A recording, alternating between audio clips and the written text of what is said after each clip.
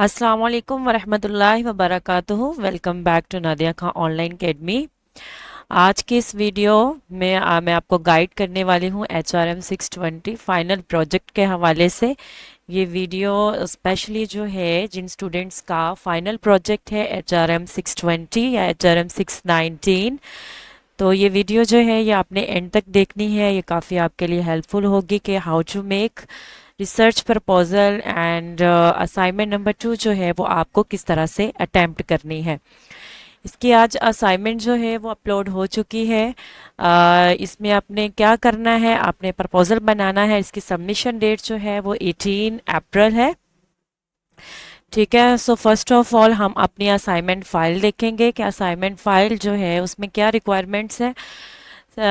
इसमें जो है सबसे पहले आपको जो फॉर्मेट गिवन है आपके LMS पे, आपने क्या करना है, डाउनलोड सेक्शन में जाना है और जो अपडेटेड इसका फॉर्मेट है प्रपोजल का, आपने उसके अकॉर्डिंगली अपना जो है वो प्रपोजल बनाना है। ठीक है, सो यहाँ पे आप क्या करेंगे, यहाँ पे आप जो है क्लिक करेंगे अपने सब्जेक्ट आइकॉन पे, देन जो है वो आप डाउनलोड फाइल्स में जाएंगे।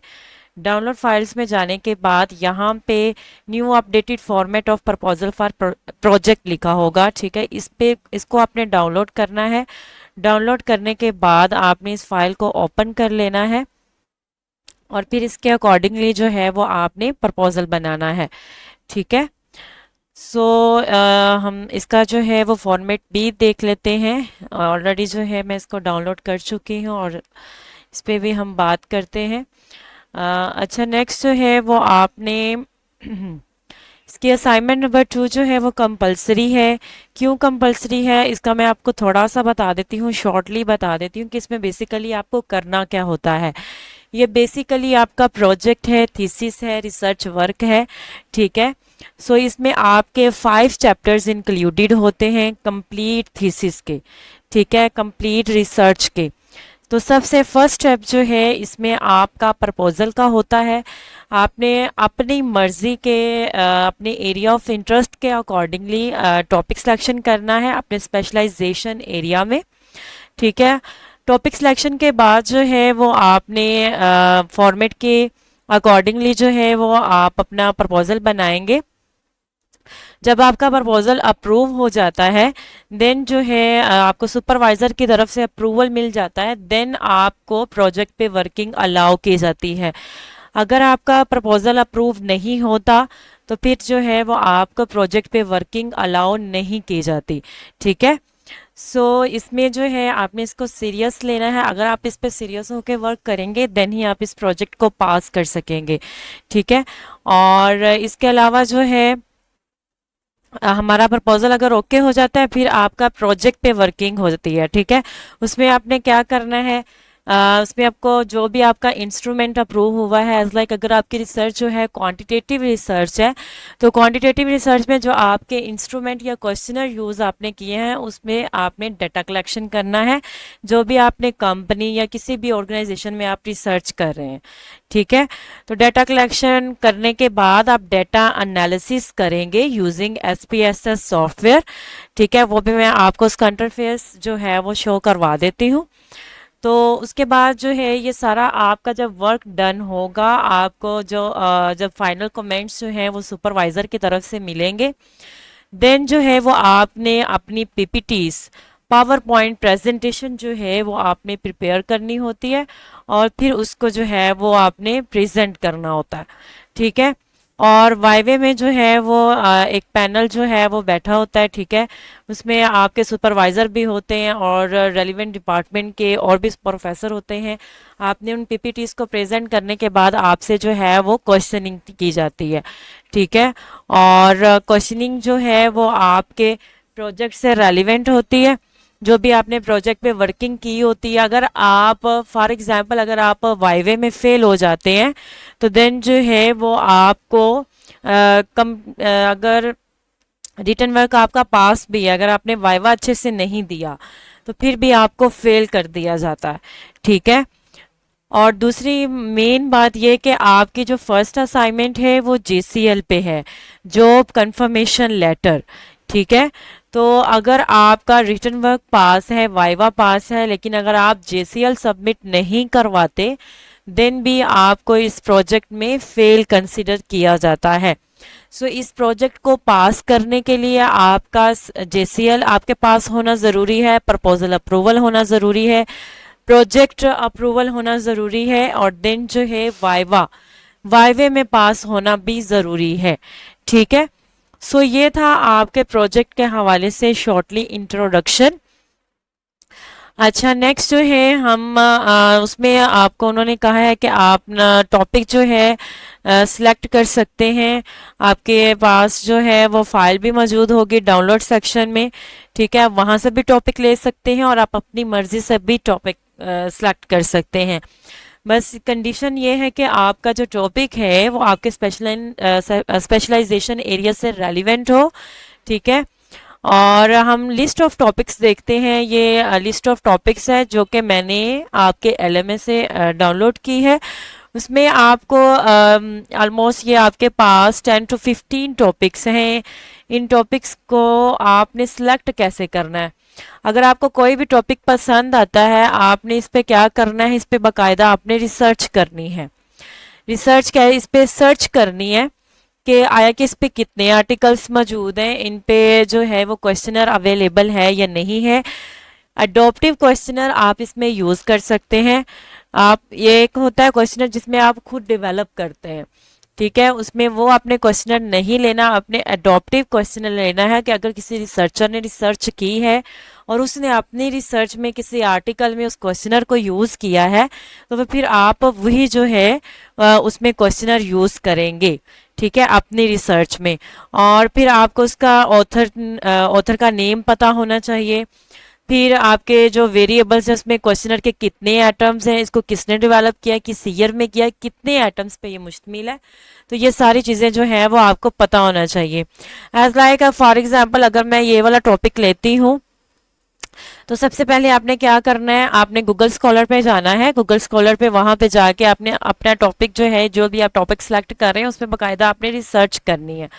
ठीक है, सर्च करेंगे आप, उस पर देखेंगे कितने आर्टिकल्स अवेलेबल हैं कितने नहीं हैं, आया कि वो उससे रेलिवेंट भी हैं या नहीं है, आपके आर्टिकल से रेलिवेंट भी हैं या नहीं है। ठीक है, तो वो सारी चीज़ें आपने देखने के बाद फिर आपने देखना है जी आपका डिपेंडेंट और इंडिपेंडेंट वेरिएबल कौन सा है। ठीक है, अब इसमें दो वेरिएबल्स हैं, एक जॉब डिज़ाइन है, दूसरा एम्प्लॉय सेटिस्फैक्शन है। ठीक है, तो इसमें डिपेंडेंट वेरिएबल और इंडिपेंडेंट वेरिएबल आप देखेंगे तो उसमें उसके बाद आपने देखना है कि बेसिकली आप करना क्या चाह रहे हैं। और तीसरा जो है वो आप जिस भी कंपनी में, जिस भी ऑर्गेनाइजेशन में आप जॉब कर रहे हैं वो आप टाइटल के आगे आपका जो भी टॉपिक है आप उसके आगे लिख सकते हैं। ठीक है, इसके अलावा ज़रूरी नहीं है कि जी आप अपना जॉब अगर किसी स्कूल में भी कर रहे हैं तो आप स्कूल से भी अपना जेसीएल बनवा सकते हैं। अब हमने जो है वो फॉर्मेट ऑफ प्रपोजल देखना है। अगर आप इसी फॉर्मेट के अकॉर्डिंगली अपना प्रपोजल प्रिपेयर करेंगे देन ही आपका प्रपोजल जो है वो एक्सेप्ट होगा। अगर आप अपनी मर्जी से किसी भी फॉर्मेट को फॉलो करेंगे देन जो है वो आपका जो प्रपोजल है वो एक्सेप्ट नहीं होगा बल्कि रिजेक्ट होगा।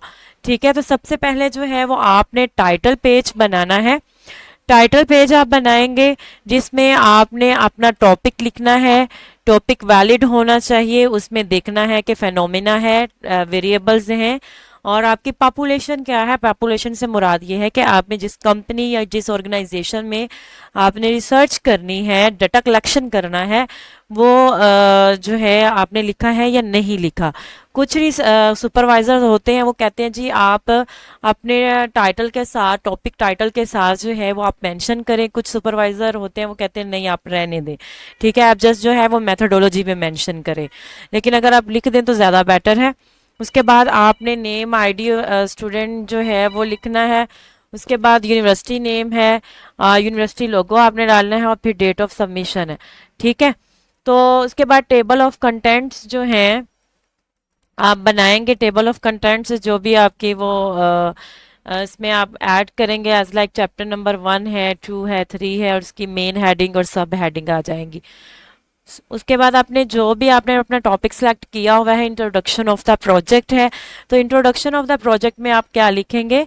इंट्रोडक्शन ऑफ द प्रोजेक्ट में आप इंट्रोडक्टरी पैराग्राफ लिखेंगे। ठीक है, इंट्रोडक्टरी पैराग्राफ से मुराद ये है कि आपका इसमें आप वेरिएबल्स के बारे में बता सकते हैं। जैसे हमने एग्जांपल ली थी effect of job design on the employ satisfaction, तो इसमें बेसिकली हम जॉब डिज़ाइन का इफेक्ट देखना चाह रहे हैं एम्प्लॉय सेटिस्फैक्शन पे। ठीक है, तो इसमें अपने वेरिएबल्स को डिफाइन कर सकते हैं, अपने टॉपिक को डिफाइन कर सकते हैं।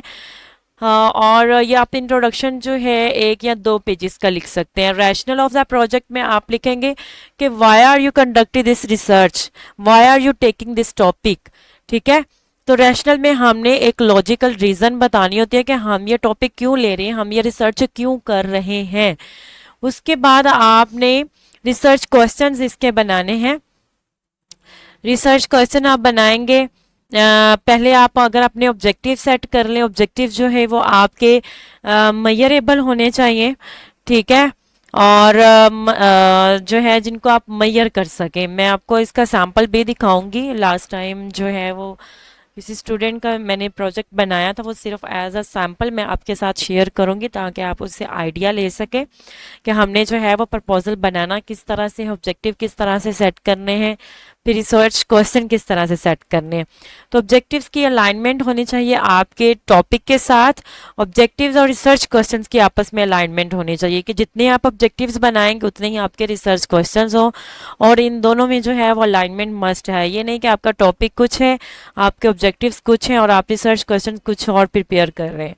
उसके बाद सिग्निफिकेंस ऑफ स्टडी में आप बताएंगे कि किस तरह से लाइक अगर आपकी जो रिसर्च है वो अगर आप किसी स्कूल लेवल पे कर रहे हैं तो स्कूल लेवल में एजुकेशनल डिपार्टमेंट आ जाता है, तो एजुकेशनल डिपार्टमेंट के लिए आपकी रिसर्च किस तरह से बेनिफिशियल होगी, उसके क्या आउटकम्स हो सकते हैं, किस तरह से वो कंट्रीब्यूट कर सकती है कि अगर ये प्रॉब्लम है तो उसको किस तरह से सॉल्व किया जा सकता है। ठीक है, तो ये जो है वो आपने सिग्निफिकेंस ऑफ स्टडी में आपने ये बताना है। ये है आपका चैप्टर नंबर 1 जिसमें आप इंट्रोडक्शन ऐड करेंगे, बैकग्राउंड ऑफ स्टडी ऐड कर सकते हैं, रैशनल ऐड कर सकते हैं, रिसर्च क्वेश्चंस होंगे, ऑब्जेक्टिव्स होंगे और सिग्निफिकेंस ऑफ द स्टडी होगा। इसी तरह से जो चैप्टर नंबर 2 है उसमें लिटरेचर रिव्यू है। लिटरेचर रिव्यू आप 3 से 4 पेजेस का मैक्सिमम आप ऐड कर सकते हैं। अब लिटरेचर जो है, लिटरेचर से क्या मुराद है? लिटरेचर से मुराद ये है कि आपके टॉपिक पे जितनी भी प्रीवियस रिसर्चेज हुई हैं, जितने भी उस पर आर्टिकल्स पब्लिश हुए हैं, आपने उसको रीड आउट करना है और देखना है कि जो रिसर्चर्स हैं वो क्या कहते हैं इस बारे में। ठीक है, इस रिसर्च के बारे में अपना क्या ओपिनियन देते हैं। अब ये देखें, आपने इसको सर्च किया, अगर आप जॉब डिज़ाइन में भी इस पे कीवर्ड लिख के सर्च करते तो आपके पास काफ़ी जो है इस पे आर्टिकल शो हो जाने थे। तो इस तरह से आपने कोई भी आर्टिकल डाउनलोड करना है और उसको देखना है और फिर देखना है कि उसको रीड करना है, कि फिर उसके बाद आपने इस पे लिटरेचर राइट करना है। उसके बाद चैप्टर नंबर 3 आ जाता है इसमें मैथोडोलॉजी का। मैथोडोलॉजी का जो चैप्टर है ये बहुत ही अहम पार्ट है। इसमें आप बताएंगे कि जी आपकी जो रिसर्च है वो किस टाइप की होगी। अगर आपने STS 630 सब्जेक्ट पढ़ा हो, रिसर्च मेथड्स, ठीक है, तो इसमें आपने देखा होगा रिसर्च की 2 टाइप्स होती हैं, क्वांटिटेटिव रिसर्च होती है, क्वालिटेटिव रिसर्च होती है। ठीक है, तो उसमें आपने देखना है कि आपने अपनी रिसर्च की कौन सी नेचर बतानी है, क्रॉस सेक्शनल है या फिर डिस्क्रिप्टिव है। ठीक है, इस तरह से टाइप ऑफ रिसर्च में बताएंगे, क्वांटिटेटिव होगी या क्वालिटेटिव होगी, और उसका आपने रैशनल भी देना है कि ये क्यों, अगर आपने इसको क्वांटिटेटिव कहा है तो क्यों क्वांटिटेटिव कहा है, क्वालिटेटिव कहा है तो क्यों कहा है। ठीक है, डाटा कलेक्शन सोर्सेज आप बताएंगे। डाटा कलेक्शन सोर्सेज जो हैं वो 2 होते हैं, एक प्राइमरी सोर्स होता है, दूसरा सेकेंडरी होता है।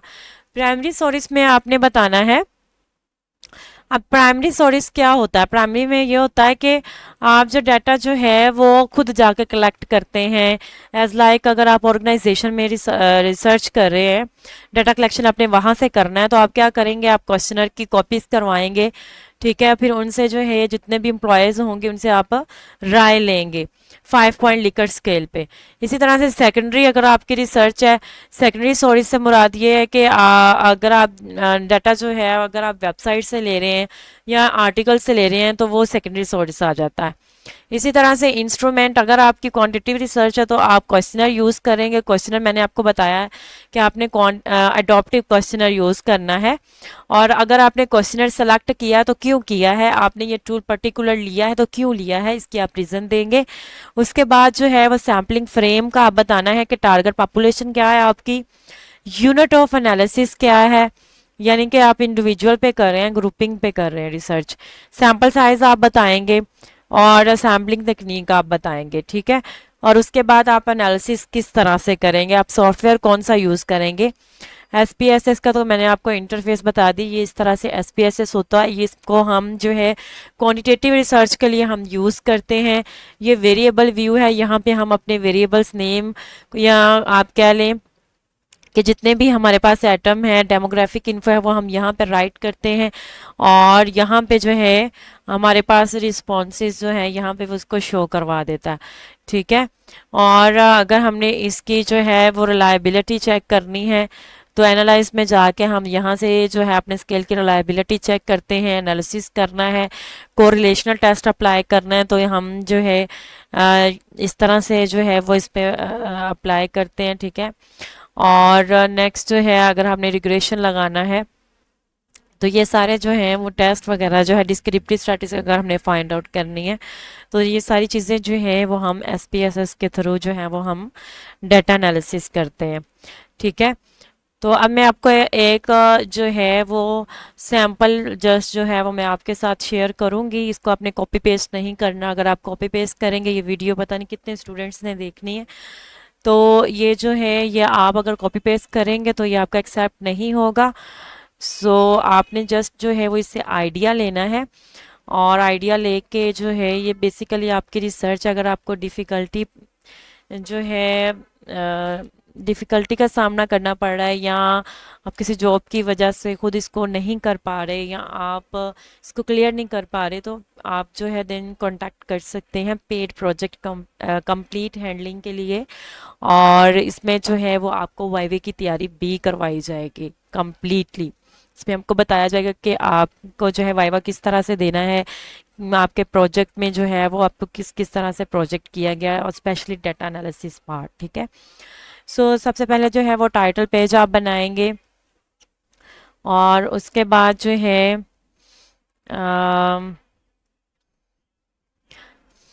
इंट्रोडक्शन आपने लिखना है, ठीक है। इंट्रोडक्शन आप देख सकते हैं, ठीक है। और उसमें आप जो है इन टेक्स्ट साइटेशन भी आप देंगे यूजिंग एपीएस स्टाइल, ठीक है। और उसके बाद जो है आप बैकग्राउंड ऑफ स्टडी ऐड करेंगे।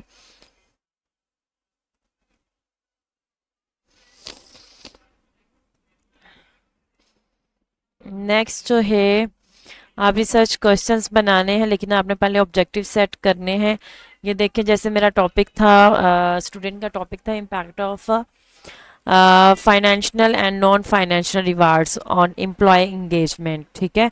सो इस तरह से जो है वो आपने अपने ऑब्जेक्टिव सेट कर लेने हैं अकॉर्डिंग टू द टॉपिक और मेजरेबल आपने बनाने हैं। कोई भी आप जो है एक्शन वर्ब यूज़ कर सकते हैं। उसके बाद जो है वो आपने रिसर्च क्वेश्चन बनाना है और इस पे हाइपोथेसिस भी डेवलप करने हैं क्योंकि ये एचआरएम का प्रोजेक्ट है। सो इसमें आपने जो है वो तीनों चीज़ें जो हैं वो आप प्रिपेयर करेंगे। सिग्निफिकेंस ऑफ स्टडी आप लिखेंगे, इसको मैं ऑलरेडी एक्सप्लेन कर चुकी हूँ। और नेक्स्ट जो है वो आपका लिटरेचर रिव्यू आ जाता है। चैप्टर नंबर 2 लिटरेचर रिव्यू आप मैक्सिमम कोई 3 से 4 पेजेस का आप ऐड कर सकते हैं। नेक्स्ट जो आपका चैप्टर है वो चैप्टर नंबर 3 आ जाता है। थ्योरेटिकल फ्रेमवर्क भी आप ऐड करेंगे कुछ इस तरह से, हाइपोथेसिस उसमें आप बनाएंगे, ठीक है। और उसका जो है थ्योरेटिकल फ्रेमवर्क आप इस तरह से ऐड करेंगे, बताएंगे डिपेंडेंट वेरिएबल कौन से और इंडिपेंडेंट वेरिएबल कौन से। इसमें इंडिपेंडेंट वेरिएबल 2 हैं और डिपेंडेंट वेरिएबल 1 है तो वो सारा मैंने मेंशन किया हुआ है, ठीक है। ये मैंने खुद बनाया हुआ है, किसी स्टूडेंट का था लास्ट सेमेस्टर में। ये चैप्टर नंबर 3 है मेथडोलॉजी का। ठीक है, तो ये आप देख सकते हैं टाइप ऑफ रिसर्च है, नेचर ऑफ रिसर्च स्टडी आपने बतानी है, डेटा कलेक्शन सोर्सेज आपने बताने हैं। उसके बाद ये जो है ये देखें, ये जो है ये सारा बताया हुआ है कि इसमें इतने एटम्स है, इसको इसने जो है वो डेवलप किया था और इस ईयर में डेवलप किया था। ठीक है, और नेक्स्ट जो है सैंपल साइज आप बताएंगे। सैंपल साइज आपने इस तरह से कैलकुलेट करना है, सैम्पलिंग टेक्निक जो है। उसके बाद unit of analysis data collection और ये प्रोसेसिंग, और इसके साथ साथ आप रेफरेंसेस ऐड करेंगे एपीएस स्टाइल में। और नेक्स्ट जो है वो आपने अपेंडिक्स भी ऐड करना है क्वेश्चनर का, नॉन फाइनेंशियल, फाइनेंशियल, और दूसरा जो हमारा वेरिएबल था वो एम्प्लॉय इंगेजमेंट स्केल है। ठीक है, so if you have any question you may ask in comment section. और अगर आप पेड प्रोजेक्ट कंप्लीट हैंडलिंग चाह रहे हैं देन आप व्हाट्सएप पे कांटेक्ट कर सकते हैं। और या जस्ट जो है अगर आप प्रपोजल बनवाना चाह रहे हैं तो भी आप व्हाट्सएप पे कांटेक्ट कर सकते हैं। ठीक है, अगर आपका प्रपोजल से रेलिवेंट या प्रोजेक्ट से रेलिवेंट कोई भी क्वेश्चन है तो फिर आप कमेंट करके पूछ सकते हैं। Thank you.